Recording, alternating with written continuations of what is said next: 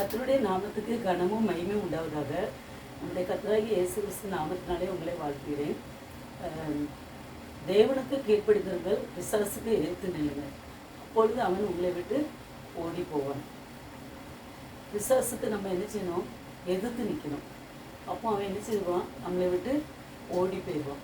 இந்த பிசாசு என்பவன் கர்த்தருடைய சிங்காசனத்தில் கோடானு கோடி தூதர்கள் முன்பாக அவன் என்ன செய்தான்? ஒரு காலத்தில் கர்த்தர் பரிசுத்தர் பரிசுத்தர் என்று அவரை வாழ்த்தி பாடி கொண்டிருந்தவன். அவன் உள்ளத்துக்குள்ள ஒரு பொறாமை எண்ணம் வந்துச்சு, பெருமை வந்துச்சு. முதல்ல அந்த பெருமையினால அவன் என்ன செய்தான்? கர்த்தருடைய சிங்காசனத்துக்கு மேலாக நான் ஒரு சிங்காசனத்தை ஏற்படுத்துவேன் என்று அவன் மனதில் நினைத்தது நிமித்தம் கர்த்தர் அவனை வானலோகத்திலிருந்து பாதாளத்துக்கு தள்ளி விட்டுட்டார். அந்த தள்ளப்பட்ட தூதன் தான் இப்பொழுது மனிதர்களை பொல்லாத பாவத்தில் விட செய்து அவன் என்ன செய்தான்? எப்படியாவது நரகத்துக்கு கொண்டு போயிடணும். அவன் கூட ஒரு கூட்ட தூதர்களும் அந்த தேவலோகத்தில் இருந்த அந்த தூதர் கூட்டத்தில் 1/3 என்ன செய்தாங்க? அவனோட கூட்டிகிட்டு போயிட்டான். அந்த தள்ளப்பட்ட தூதர்கள் தான் இன்று மக்களை வஞ்சித்து காணப்படுகிறார்கள். அவனுக்கு ஒரே வேலை அழிக்கிறது தான். நம்முடைய கர்த்தராகிய இயேசு கிறிஸ்து அவருடைய சொந்த இரத்தத்தை சிந்தி ரட்சிக்கிறதுக்காக தான் நம்மளுடைய ஜீவனை காப்பதுக்கு தான் அவர் வந்தார். ஆனால் இந்த பொல்லாத சத்துருவான பிசாசானவன் எவனை அழிக்கலாம் என்று என்ன செய்தான்? கர்ச்சிக்கிற சிங்கத்தை போல எவனை விழுங்கலாம் என்று வகை தேடி சுற்றி திரிகிறான். அவனுக்கு வேலையை சுற்றி திரிகிற வேலை தான். ஆனால் சிங்கம் கிடையாது. அவன் சிங்கத்தை போல அவன் எப்பவுமே வேஷம் தெரிக்கிறவன் தான். கர்த்தர் ஒருவர் மாத்திரம், அந்த யூத ராஜ சிங்கம் நம்முடைய கர்த்தராகிய இயேசு கிறிஸ்து மாத்திரம்தான். ஒரே ஒருவர், அவர் மாத்திரம்தான் சிங்கம். மற்றபடி இந்த பிசாசானவன் அவன் சிங்கம் கிடையாது. அவன் சிங்கத்தை போல நடித்து வேஷம் வந்து தெரிகிறான். அதனால் அவனை கண்டு நம்ம என்ன செய்யக்கூடாது? பயப்படக்கூடாது. அவன் மக்கள் என்ன செய்வான்? எப்படியாவது பாவத்தில் விட தள்ளணும். மனிதர்களுடைய உணர்ச்சிகளையும் சிந்தனைகளையும் என்ன செய்வான்? தூண்டுவான். மனிதர்கள் எந்த விஷயத்தில் அவங்க வீக்னஸ் இருக்கான்னு பார்த்து அதில் குறி பார்த்து அவன் மனிதர்கள் மூலமாக தான் அவன் என்ன செய்வான்? நம்மளை பாவத்தில் விட தள்ளுவான். அவன் டைரெக்டாக நம்ம நினைக்கிற மாதிரி பிசாசுனா ஒரு பெரிய கொம்பு வச்சுருப்பான், அவன் அசிங்கமாக இருப்பான், பார்க்குறதுக்கு பயங்கரமாக இருப்பான், அப்படிலாம் நினைக்கிற மாதிரிலாம் கிடையாது. அவன் அழகானவன், தேவதூதர்கள் போல அழகுள்ளவன், ஞானம் உள்ளவன். ஆனால் அவனுடைய பாவத்தை நிமித்தம் அவன் என்ன செய்தான்? தள்ளப்பட்டான். அந்த பெருமை நிமித்தமாக தள்ளப்பட்டான். சின்ன பிள்ளைங்கள பாருங்க, பெரியவர்கள் சொல்லுவாங்க இருட்டில் போகக்கூடாதும்பாங்க, முருங்கை மரத்தில் பேய் இருக்கும்பாங்க, புளிய மரத்தில் பேய் இருக்கும்பாங்க, மத்தியான நேரம் எங்கேயும் போகக்கூடாது, சாயங்காலம் நேரத்தில் அந்த இருள் அந்த வரப்போகிற நேரத்தில் போகக்கூடாது, உச்சி மத்தியானம் போகக்கூடாது, அந்த நேரத்தில் பிசாசு பிடிச்சிடும் அப்படிலாம் சொல்லுவாங்க. அந்த நாளில் பிள்ளைகள் அதனால் பயந்து காட்டுறாங்க. ஆனால் அந்த செத்துப்போன ஆவிகள் நம்மளை என்னவுமே செய்ய முடியாது. செத்துப்போன ஆவிகளுக்கு எந்த சக்தியும் கிடையாது. ஒரு உயிர் இறந்து போச்சுன்னா அந்த ஆத்மா அந்த பரதேசிக்குள்ளே இருக்கும். நல்ல ஆத்மா கெட்ட ஆத்மாவை பாதாளத்தில் வச்சுருப்பாரு. அதுக்கப்புறம் ஆண்டவர் நியாயாதிபதியாக வரும்போது அவருடைய வருகையில் எல்லாரும் திரும்பவும் எழுப்பப்பட்டு நியாயம் விசாரிக்கப்பட்டு நல்லவர்கள் பரலோகத்துக்கு போவாங்க, கெட்டவர்கள் பாவிகள் நரகத்தில் தள்ளப்படுவாங்க. ஆனால் அந்த செத்த ஆவிகள்னால நமக்கு எந்த இடையூறும் அதால் அழிக்கவும் முடியாது, அந்த உயிர்ப்பிக்கவும் முடியாது, நல்லதும் செய்ய முடியாது, கெட்டதும் செய்யறதுக்கு அதுக்கு அதிகாரம் கிடையாது. அந்த தள்ளப்பட்ட தூதன் தான் அந்த ஆவிகளுடைய ரூபத்தில் மக்களை என்ன செய்யலாம்? பயமுறுத்துகிறான். அதனால் என்ன செய்வாங்க? யாராவது தூக்கு போட்டு இறந்துட்டா, தற்கொலை பண்ணி இறந்துட்டா அந்த ஆவி பிடிச்சிட்டு அப்படின்னு பயப்படுவாங்க. அப்படிலாம் கிடையாது. அந்த அந்த அந்த செத்து போன நபர்களுடைய பெயரை சொல்லி இந்த பிசாசன் என்ன செய்யலாம்? மக்களை வஞ்சிக்கிறான். ஏன்னா அவன் பொய்யனுக்கு விதவமாக இருக்கிறான். அவனால் ஒன்றுமே செய்ய முடியாது, பயமுறுத்த தான் முடியும். மற்றபடி அவனால் நம்மளை ஒன்றுமே செய்ய முடியாது. கர்த்தருடைய பிள்ளைகளை அவனால் எதுவுமே செய்ய முடியாது. அவர் கர்த்தருடைய பிள்ளைகளுடைய வீட்டை சுற்றி ஒரு கோட்டை வைத்திருப்பார். அதனால் அவன் என்ன செய்ய முடியாது, ஒன்றுமே செய்ய முடியாது. என்ன செய்வான், நம்மளை கெடுப்பான். ஆலயத்துக்கு இருந்தால் அங்கே ஆராதனை நடக்கும், நம்முடைய சிந்தனைகளை என்ன செய்வான், எங்கேயாவது கொண்டு போவான். நம்முடைய உணர்ச்சிகளை தூண்டி விடுவான். எந்த இதில் யார் வீக்னஸோ, இப்போ சிலவங்களுக்கு பொருளாசை ரொம்ப இருக்கும். இப்போ சேலைக்கும் பெண்களுக்கு வந்து சேலை ஆசை இருக்கும். நம்ம வருமானத்துக்கு மீறி கடன் வாங்கி அதை செய்யறதுக்கு அவன் தூண்டி விடுவான். அதே போல் உலக பிரகாரமான ஆடை ஆபரணங்கள், இந்த பெருமைக்குரிய பொருட்கள் எல்லாம், தேவையில்லாத பொருட்கள்லாம் வாங்குறதுக்கு அவன் இச்சையினாவே கொண்டு வருவான். அப்படி ஒவ்வொருத்தருக்கும் எதன் மேலே பேராசையை காண்பிக்கிறோம் அதன் மேலே அவன் என்ன செய்வான், இச்சையை கொண்டு வருவான். இச்சையின் ஆவியின் மூலமாக அவன் நம்மளை என்ன செய்வான், அந்த வேதனையில் நம்மளை விட்டு கடைசியில் கடன் ஏற்பட்டு அதன் மூலமாக தற்கொலைக்கு போயிடணும் ஏராளம் முடியும். அவனுடைய வேலையே அதான் வேலை. அப்போ நம்ம என்ன செய்யணும், கர்த்தருக்குள் எப்பொழுதும் இருக்கணும். அப்போ நம்ம என்ன செய்யணும், கர்த்தருக்கு நம்மை ஒப்பு கொடுக்க வேண்டும். நம்முடைய பாவத்தை கர்த்தர் மன்னிங்க என்று அவரிடத்துல நம்ம என்ன செய்யணும், நம்முடைய பாவத்தை ஒவ்வொரு பாவத்தை அவரிடத்துல சொல்லணும். அவருடைய ரத்தத்தினால நம்ம என்ன செய்யணும், கழுவப்படணும். அப்போ அவருடைய ரத்தத்தினால நம்ம கழுவப்படும் போது தேவன் நமக்கு வந்து அவருடைய பிள்ளை என்கிற அதிகாரத்தை நமக்கு கொடுக்கிறார். அப்போ நம்முடைய பிள்ளைகள், நம்ம தேவனுடைய பிள்ளைகள். அப்போ தேவனுடைய பிள்ளைகளை அவனால் ஒன்றுமே செய்ய முடியாது. அந்த யோகுவை சோதிக்க போது அந்த பிசாசு வந்து ஆண்டவரிடத்தில் வந்து அதிகாரம் பெற்றுக்கிட்டு அவன் என்ன செய்தான், சோதிக்க போனான். அவனுடைய சொந்த இதில் அவனால் கர்த்தருடைய பிள்ளைகளை ஒன்றுமே செய்ய முடியாது. அதை முதல்ல நம்ம என்ன செய்யணும், தெரிஞ்சுக்கணும். முதல்ல நமக்கு பலவிதமான பயத்தை கொண்டு வருவோம். அவனுக்கு வேலையை என்ன செய்ய, பயத்தை கொண்டு வருவான். அப்படி ஒவ்வொரு பயம், பெருமை, பொறாமை, கோபம், விபச்சாரத்தின் ஆவி, காம இச்சை, அப்படி ஒவ்வொரு இச்சைகளாக கொண்டு வந்து கடைசியில் என்ன செய்வான், நம்மளை நரகத்தில் தள்ளி விடுவோம். அப்போ நம்ம என்ன செய்யணும், ஆண்டவருக்கு நம்மளை ஒப்பு கொடுக்கும்போது நம்ம என்ன செய்யணும், ஏசப்பாட்ட நம்ம முற்றிலும் ஒப்பு கொடுக்கணும். ஒருவன் புது சிருஷ்டியாக இருந்தால் அவனுடைய பலவீனங்கள் எல்லாம், கிறிஸ்துவுக்குள் புது சிருஷ்டியாக இருந்தால் பலவீனங்கள் எல்லாம் ஒளிந்து போயிடும், எல்லாம் புதிதாகிடும். அப்போ நம்ம புதிதாகிட்டோம். அப்போ அந்த பழைய பாவங்களையே நினச்சி நம்ம என்ன செய்யக்கூடாது, அந்த பிசாசு அந்த பாவத்தை நம்மளுக்கு நினைவு கூறும்போது இயேசுவின் ரத்தம் செய்யணும். நான் இயேசப்பாவுடைய பிள்ளை என்று நம்ம சொல்லும்போது அவனால் நம்ம என்ன செய்ய முடியாது, ஒன்றுமே செய்ய முடியாது. அதுக்கு நமக்கு தேவை விசுவாசம். அந்த விசுவாசம் இருந்தால் அவனால் ஒன்றுமே செய்ய முடியாது. ஜீவனை தருவதும் எடுப்பதும் நம்முடைய கர்த்தராகிய இயேசு கிறிஸ்துவுக்கு மாத்திரம்தான் அதிகாரம் இருக்குது. அவர் நம்முடைய அவருடைய பாதுகாப்பில் நம்ம இருக்கும்போது அந்த சாத்தானால் என்ன செய்ய முடியாது, ஒன்றுமே செய்ய முடியாது. அந்த ஏசப்பா வந்து ஒரு பிசாசு வரவங்க, இந்த லேகன் பிசாசு அவங்க விரட்டும்போது அந்த பிசாசுகள் என்ன செய்யும், இந்த பன்றிகள் கூட்டத்தில் நாங்கள் போகிறதுக்கு எங்களை ஆணையோட. அப்போ ஒரு பன்றிக்குள்ளே போகிறது கூட ஆண்டோடைய ஆணை இல்லாமல் அவனால் போக முடியாது. அப்போ அந்த பன்றிகளை விட நம்ம எவ்வளோ விசேஷமானவங்க. அப்போ அவருடைய பிள்ளைகளுக்குள்ள அவனால் வர முடியுமா, அவருக்கு வர முடியாது. அப்போ நம்ம என்ன செய்யணும், ஆண்டவருக்கு நம்ம ஒப்பு கொடுத்து ஆலயத்துக்கு ஒழுங்காக போய் அவருடைய சத்தியத்தை நம்ம என்ன செய்யணும், உணர்ந்து அந்த திருவசனமாகிய ஞானப்பாலை நம்ம உண்ணணும். அந்த வசனத்தை நம்ம இருதயத்தில் பதித்து காணப்படணும். அந்த இருதயத்தில் காணும் பொழுது சத்துருவானவன் நினைச்சுவான், நம்ம விட்டு ஓடி போவான். சிலவங்க நம்ம நினைச்சுவோம், நம்ம சின்ன பிள்ளைல நான் கூட இப்படி பண்ணியிருக்கேன், தலைக்கு மாட்டில் பைபிள் வச்சா பிசாசு வராது. அதே போல் சுற்றி 4 சிலுவை போட்டு படுத்தான்.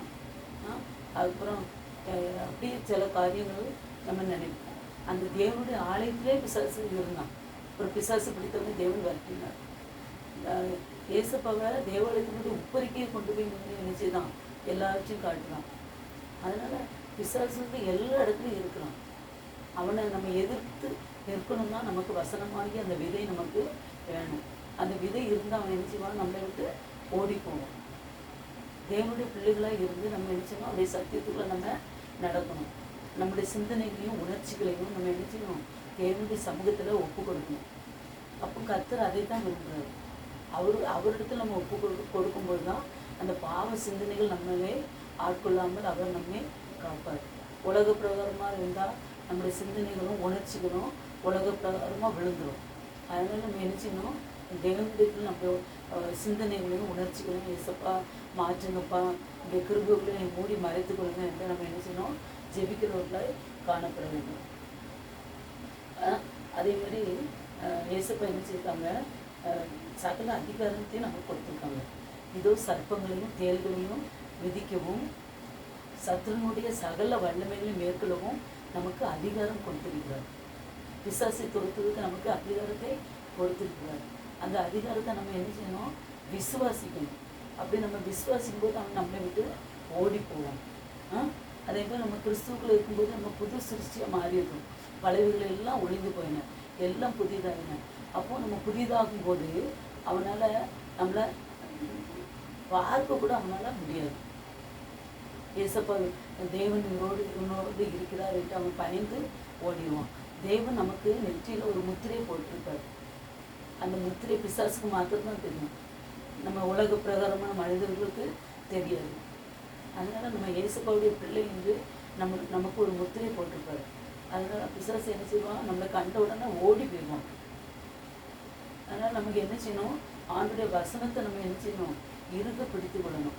சிலவங்க நம்ம கிறிஸ்தவர்களாக நாம் என்ன செய்யணும், சிலவங்க குடும்பத்தில் ஏதாவது ஒரு கஷ்டம் வந்தால் வில்லி சுமையை யாரோ வச்சுட்டாங்க அப்படின்னு யார்கிட்டையாவது போய் வந்து குறி கேட்க போவாங்க. அப்படி இல்லைன்னா ஏதாவது ஊழியக்காரங்கிட்ட போய் கேட்பாங்க. அப்போ நம்ம என்ன செய்யணும், அப்படி கேட்குறவர்களாக இருக்கக்கூடாது. இயேசுவோடைய வசனத்தை நம்ம இதோ இஸ்ரேலுக்கு விரோதமான குடிசொல்லும் இல்லை, யாக்கோபுக்கு விரோதமான மந்திரம் இல்லை, அந்த வசனத்தை நம்ம பிடித்து கொள்ளணும். அதை பிடித்து கொள்ளும்போது எந்தவித மந்திரவாத சக்தி நம்மை அணுகாது. அந்த தொட்டன் ஐயாவுடைய பிரசங்கத்தை நீங்கள் கேட்டிருக்கீங்க. அவர் ஒரு மந்திரவாதியாக இருந்தார். அவர் ஒரு எஸ்தர் ஒரு சகோதரிக்கு, அந்த கர்த்தருக்கு பயந்த சகோதரிக்கு அவர் சேவை வைக்கும்போது அந்த பிசாசு எதிர்த்து இவர்கிட்ட தான் ஓடி இருந்துச்சு. அந்த சகோதரி ஒன்றுமே செய்ய முடியல. அதுக்கப்புறம் அவர் தேவனுடைய பிள்ளையாய் மாறினார். அவருடைய சாட்சி நீங்கள் கேட்டிருக்கீங்க, நானும் கேட்டிருக்கேன். அப்போ நம்ம என்ன செய்யணும், யாக்கோபுக்கு ஒரு விதமான மந்திரம் இல்லை, இஸ்ரவேலுக்கு ஒரு விதமான குடி செல்வம் இல்லை, காண்டாமிருகத்துக்கு ஒத்த பலன் நமக்கு கொடுத்திருக்கிறார். தேள்களையும் சர்ப்பங்களையும் மிதிக்கிறதுக்கு நமக்கு என்ன செய்யிருக்கார், நமக்கு பலன் கொடுத்திருக்கிறார். சகல வல்லமே மேற்கொள்வதற்கு நமக்கு அதிகாரத்தை கொடுத்திருக்கிறார். அவருடைய சீசர்களுக்கு மாத்திரம் கொடுக்கல, நமக்கு விசுவாசிகளாக அவருடைய ஊழியக்காரர்களுக்கு மட்டும் கொடுக்கல, விசுவாசிகளாகிய நமக்கும் தேவன் கொடுத்திருக்கிறார். அதை நம்ம என்ன செய்யணும், விசுவாசிகளாக காணப்பட வேண்டும். உன் வழிகளிலெல்லாம் உன்னை காக்க முடியும், உனக்காக தம்முடைய தூதர்களுக்கு கட்டளையிடுவார். அந்த சங்கீதம் 91ஆம் அதிகாரம் 11ஆம் வசனத்தை நம்ம பிடித்து கொள்ளணும். நம்முடைய பக்கத்தில் 1000 பேர் 10000 பேர் வந்தாலும் நம்மளை என்ன செய்யாது, ஒன்றுமே அணுகாது. சத்துரு வந்து நம்மளை அழிக்கிறதுக்கு வந்தால் அவன் 7 வழியாய் ஓடி போயிடுவான். அதனால நம்ம என்ன செய்யணும், ஒரு போது பிசாசு நமக்கு அதை அவனை காலால் மிதிக்கிறதுக்கு தான் தேவன் நமக்கு அதிகாரத்தை கொடுத்திருக்கிறார். அதனால நம்ம என்ன செய்யக்கூடாது, ஒரு போதும் பிசாசுக்கு நம்ம என்ன செய்யக்கூடாது, பயப்படக்கூடாது. அப்போ நம்ம பயப்படாமல் இருக்கணும்னா நம்ம என்ன செய்யணும், அந்த எபேசியர் 6ஆம் அதிகாரம் 11ஆம் வசனத்தை பாருங்க. ஆகையால் தீங்கு நாளிலே அவைகளை நீங்கள் எதிர்க்கவும் சகலத்தையும் செய்து முடித்தவர்களாய் நிற்கவும் திராணி உள்ளவர்களாகும்படிக்கு தேவனுடைய சர்வாயுத வர்க்கத்தை எடுத்துக்கொள்ளுங்கள். சத்தியம் என்னும் கட்சியை உங்கள் அறையில் கட்டினவர்களாயும் நீதி என்னும் மார்க்கவசத்தை தரித்தவர்களாயும் சமாதானத்தின் சுவிசேஷத்துக்குரிய ஆயத்தம் என்னும் பாதரட்சியை கால்களிலே தொடுத்தவர்களாயும் பொல்லாங்கு நெய்யும் அக்னி அஸ்திரங்கள் எல்லாம் அவித்து கொடுத்ததாய் எல்லாவற்றிற்கும் மேலாக விசுவாசம் என்னும் கேடகத்தை பிடித்து கொண்டவர்களாயும் நில்லுங்கள். ரட்சணியம் என்னும் தலை சீராவையும் தேவ வசனமாகிய ஆவியின் பட்டயத்தையும் எடுத்துக்கொள்ளணும். பார்த்தீங்களா, அந்த ஆவியின் பட்டயத்தை நம்ம எடுத்துக்கொள்ளணும். அந்த போர் வீரர்கள் போருக்கு போகும்போது நினைச்சுவாங்க, எதிரிகளுடைய அந்த அம்பு படாதபடி மார்க்கவசம் தடுத்திருப்பாங்க, தலை சீராக அணிந்திருப்பாங்க, காலில் பாதரட்சி அணிந்திருப்பாங்க. அந்த எல்லா ஆயுதங்களையும் தரிச்சு தான் அவங்க போருக்கு ஆயுத்தமாய் காணப்படுவார்கள். அதே போல் நம்மளும் என்ன செய்யணும், அந்த பொல்லாத சத்துருவை நம்ம எதிர்த்து நிற்கணும்னா இந்த ஆயுதங்கள் சர்வாயுத வர்க்கங்களை நம்ம எடுத்துக்கொள்ளணும். எல்லாவற்றிற்கும் மேலாக இந்த ஆவியின் பட்டயம், இந்த வசனமாகி ஆவியின் பட்டயத்தை நம்ம என்ன செய்யணும், மனதில் பதித்து அந்த வசனத்தை கொண்டு அவங்க அவனோடு நம்ம போராடணும். இப்போ நான் குடியிருக்கிற இந்த வீடு ஒரு தூக்கு போட்டு மறித்த ஒரு வீட்டில் தான் நான் இருக்கேன். இந்த வீடு வாங்கும் போதே எல்லாரும் சொன்னாங்க, இந்த வீடு தூக்கு போட்டு மறிச்சிட்டாங்க. அது மாதிரி இந்த வீட்டில் இருந்த ஒரு பெண் வண்டியில் அடிபட்டு, ட்ரெயினில் அடிபட்டு இறந்து போயிட்டாங்க அப்படின்னு சொன்னாங்க. என்னுடைய நம்பிக்கை நம்முடைய கர்த்தராகிய இயேசு கிறிஸ்துவின் மேலே இருந்துச்சு. அவர் நம்மை காப்பார். ஒருபோதும் பிசாசினுடைய தந்திரத்துக்கு நம்மளை இடம் கொடுக்க மாட்டார். கர்த்தருடைய கிருபையினால என்னை காப்பார் என்று இந்த வீட்டை தேசப்பா, இது உங்களுடைய வீடு இல்லை, இது என்னுடைய வீடு இல்லை, இது உங்களுடைய வீடப்பா, உங்களுடைய கூடாதுன்னு சொல்லிட்டு நான் ஜெபம் பண்ணிட்டு தேசப்பட்ட ஆலயத்தில் போய் ஜெபம் பண்ணிட்டு அதுக்கப்புறம் இந்த வீட்டை நான் வாங்கினேன். இது வரைக்கும் வாங்கி 5 வருஷம் ஆகுது. இப்போ நான் பேசிக்கொண்டு இருக்கோம்னா இந்த வீடு தான். இது வரைக்கும் தேவனின்மை அந்த பொல்லாத பிசாசுக்குன்னே ஒப்பு கொடுக்கவில்லை. இருக்கிற இடங்கள்ல எல்லாரும் ஆச்சரியப்பட்டு சொல்லுவாங்க, இப்படி ஒரு தூக்குப்பட்ட வீடு அவங்க வாங்கியிருக்காங்க. இது என்னுடைய சுயபலமோ சுய ஞானமோ சுய அதிகாரமோ எதுவுமே கிடையாது. நான் ஒரு தாழ்மையானவள் தான், ஒன்றுக்கும் உதவாத வெறுமையான பாத்திரம். ஆனாலும் நான் கர்த்தரை ஏற்றுக்கொண்டு அவருடைய வழியில் நம்ம நடக்கும்போது கர்த்தர் அவர் அப்படியே பிள்ளைகளை வச்சுதான் அந்த சிங்கத்தின் கெவியில் தானியை காத்த தேவன் நம்மையும் தப்புக்கிற தேவனாக இருக்கிறாங்க. அதனால் யாராவது அங்கே பிசாசு இருக்குது, இங்கே பேய் இருக்குது, அந்த தூக்குப்பட்டு வீடு, அந்த வேறு தீக்குளிச்ச வீடு தைரியமாக வாங்குங்க. ஏன்னா விலை சீப்பாக கிடைக்கும். யாராவது வாங்க மாட்டாங்க. நம்ம ஆண்டுகளை ஏற்றுக்கொண்டவங்க நம்ம என்ன செய்யலாம், தேவனுக்கு பயந்து நடத்துகிறவங்க நம்ம என்ன செய்யலாம், தைரியமாக கிறிஸ்தவர்களாகிய நாம் அந்த வீட்டை வாங்கலாம். கர்த்தர் வீட்டில் நம்ம வாங்கினோடனே அவர் என்ன செய்வார், இது அவருடைய வீடாகி மாறிடும். இப்படி தான் நம்ம சாட்சியாக இருக்கணும். சரியா? அதனால பிசாசுக்கு எதிர்த்து நிற்கணும். ஒருபோதும் அவனுக்கு எரிச்சக்கூடாது, நம்ம பயப்படவே கூடாது. அவனுக்கு நம்ம பயந்து அவன் என்ன செய்வோம், அவனை ரொம்ப உயர்த்தி வைத்த மாதிரி ஆயிடும். அவனை ஒருபோதும் நம்ம எரிச்சக்கூடாது. ஐயோ பிசாசா இல்லையா, அவனால் எனக்கு பெரிய சோதனையாக இருக்குன்னு சொல்லுவாங்க. அப்போ அவனை நம்ம தூக்கி வச்ச மாதிரி ஆகிடும். அவன் வெறுமையானவன், தள்ளப்பட்டவன், அவனால் ஒன்றும் செய்ய முடியாது. மனுஷர்கள் மூலமாக அவன் என்ன செய்வான், பலவிதமான ஆவியினால் அவன் என்ன செய்வான், அந்த வேலையை செய்வான். அவனால் ஒன்றுமே செய்ய முடியாது. அதனால் தேவனுடைய பிள்ளைகளாகிய நாம் நம்மை தேவனுக்கு ஒப்பு கொடுத்து நம்ம என்ன செய்யணும், அவருக்குள்ளே நம்ம பயந்து நடக்கணும். என்னுடைய மீறுதலுக்கு இசப்பா காயப்பட்டீங்க, என்னுடைய அக்கிரமத்தை நொறுக்கப்பட்டீங்க, எனக்கு சமாதானத்தை உண்டு பண்ண ஆக்கினேன், உண்மையில் வந்தது உங்களுடைய தலைமுறைகளால் குணமானி. இந்த வசனத்தை நம்ம பிடித்து கொள்ளணும். பிடித்து கொள்ளும்போது தேவன் தாமே நம்மளை காத்து கொள்ளுவார். அவருக்கு பயந்து விசுவாசத்தோடு நம்ம நடக்கணும். அவருடைய வேதம் என்னும் வசனத்தை நம்ம நினைச்சணும், இருக பிடித்து கொள்ளணும், ஜெபிக்கணும். ஜெபத்துக்கு அவனுக்கு பிடிக்காதது ஜெபந்தான். ஜெபம் பண்ணக்கூடாதுன்னு அவன் ஏதாவது ஒரு காரணம் பண்ணிக்கிட்டே இருப்பான், சோம்பேறித்தனத்தை கொண்டு வருவான். அதெல்லாம் மேற்கொள்ளுறதுக்கு இசப்பா எனக்கு வளர்ந்தாருன்னு எப்படி சொல்லி நம்ம இசப்பாட்ட நம்ம என்ன செய்யணும், ஜெபித்து அப்படியே மேற்கொள்ளணும். மற்றவர்களையும் அந்த பிசாசின் பிடியிலிருந்து நம்ம காப்பாற்றுவர்களாய் காணப்பட வேண்டும். சரியா? ஜெபிப்போம். இசப்பா, இந்த அருமையான வேலைக்காக மக்கள் நன்றி தோப்பினேன். இந்த வேலையிலே கூட தோப்பினேன். தேவனுக்கு கீழ்ப்படுங்கள், பிசாசுக்கு ஏற்றுங்கள் என்று நாங்கள் இசப்பா அந்த பார்த்து தோப்பினேன். ராஜா, நீர் எங்களை பிசாசுக்கு ஏற்று நிற்க பலனை தந்திருந்தால் உமக்கு கோடி நன்றியப்பா. இதை பார்த்து கொண்டிருக்கிற ஒவ்வொரு பிள்ளைகளுக்கும் தோப்பினே இசப்பா, நீங்கள் பலத்தையும் அதிகாரத்தையும் கொடுத்துருக்கீங்க தோப்பினே, அதற்காக நன்றி தோப்பினே. இனி அவர்கள் பயப்படுவர்களாய் காணப்படாதபடியப்பா இந்த வேதத்தை வசனத்தை படித்து ஜெபித்து அநேக இந்த அந்த காலத்தில் காணப்படுகிற பிள்ளைகளை அப்பா உங்களுடைய நாமத்தினால மீட்கிற பிள்ளைகளை காணப்படுங்கப்பா. ஒருவேளை பிசாசின் தந்திரத்தினாலும் மந்திரத்தினாலும் என் தவப்புனே குடும்பத்தில் பிரச்சனையாக காணப்படுகிற ஒவ்வொரு பிள்ளைகளும் இந்த நேரத்தில் நினைக்கிற தவப்புனே, அப்பேற்பட்ட பிள்ளைகளை இயேசு நாமத்தினாலப்பா அந்த குடும்பத்தில் காணப்படுகிற பிசாசின் கட்டுகளை தவப்புனே நாங்கள் நாடுகளை ஜெபிக்கணும் தவப்புனே.